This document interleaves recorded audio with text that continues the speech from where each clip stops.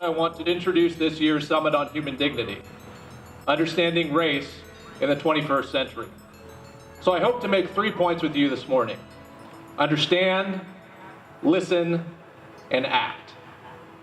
So point 1, understand that race is social, not biological, and that for some of us, dealing with race is a daily reality, while others of us might need to make a more concerted effort to be reflective and attentive to the challenges that race presents. It is never easy to talk about race, often because the information may seem too intimidating or difficult to comprehend. That is why, throughout the summit, we will be using the following key definitions to make the process smoother for all. Race is a socially constructed category based on perceived appearance.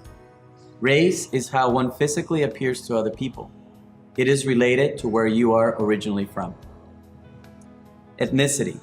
It is one's ancestral background, basically where you are originally from. Nationality. It is one's citizenship or national affinity.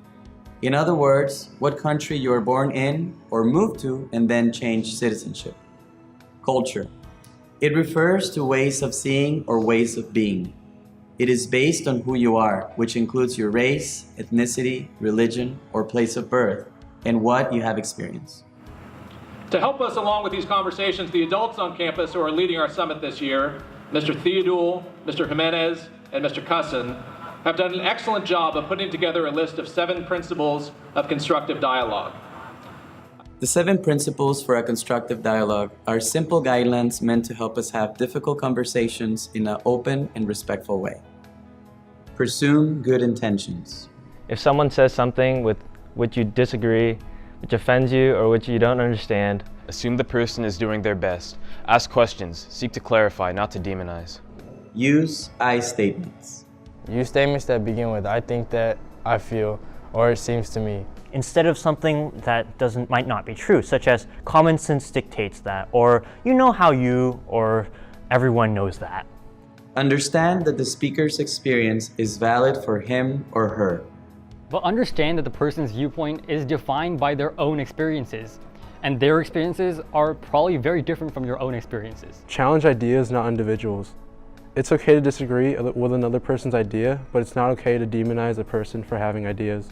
Ask questions of others as individuals. While we all belong to different groups, do not ask someone to speak for a group. ask someone as an individual. Listen to understand, not to respond. There's a lot of the time when you're talking to somebody or arguing with them, you're so focused on what you're going to say next or how you're going to argue with them that you don't even understand what they're saying. Something very important you should do is to understand their feelings, their point of view, their experiences, and just know what they're trying to say.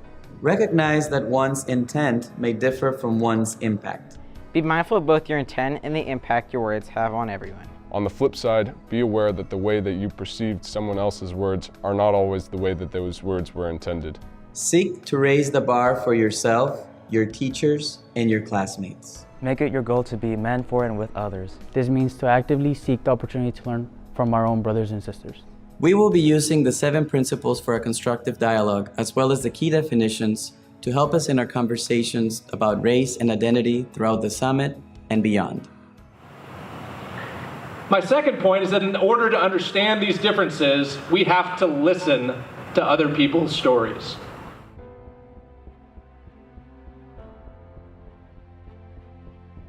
I identify as a Filipino. I identify as Latino. Half Black, half Persian. Black. Half Mexican and half Spanish. White or Caucasian. Mostly as white. American and Lebanese. Mexican and Peruvian. But generalizing, I'm an Asian.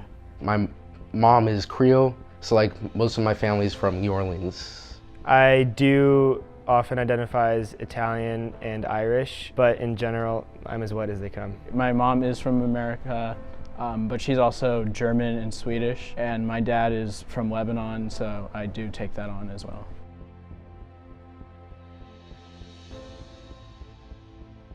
Others have identified me as Mexican or as Filipino. There was this instance where a lady started talking to me in Filipino because she thought I was Filipino. They have identified me as mainly Asian, but when they go too far, saying like you must be a Korean or a Japanese or Chinese, and they would just immediately ask me, oh, do you like this kind of food, like sushi or chicken teriyaki, all the time.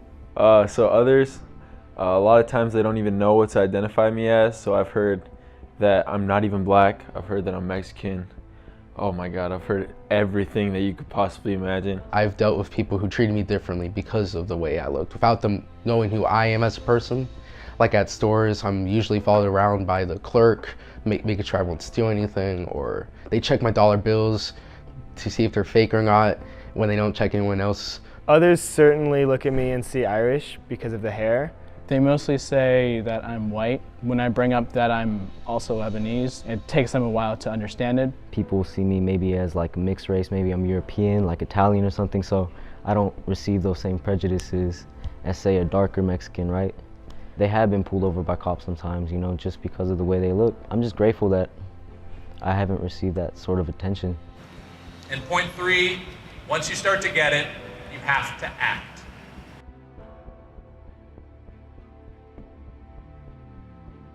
I think it's important to have this Justice Summit on race because it affects others more than me. And I think minorities around the world, and especially in the United States, often experience difficulties and issues that me and other people like me don't get to experience and don't have an insight into.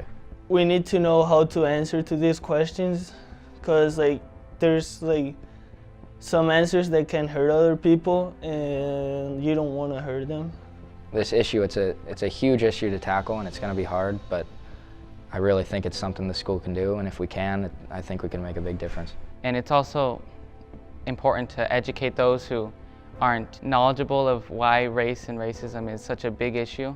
And it's not like a black and white issue, it's much more than that, it's much deeper. There's so many levels of racism. I'm thinking about it more from the perspective of other students here. This Justice Summit is going to expose them to prejudices, the injustices that people of color have always been facing for the longest time in America. As we head into these conversations about race, I would ask that you do so with an openness and a willingness to understand and listen to your classmates. When the conversations get difficult, please use the 7 principles for constructive dialogue to guide you through those conversations. I am confident that the work that we do this year to understand race, to understand one another, and to listen to one another will allow us to take action to improve not only Bellarmine, but the greater community. Understand, listen, act. It's a tall order, but I know that we can rise to the challenge.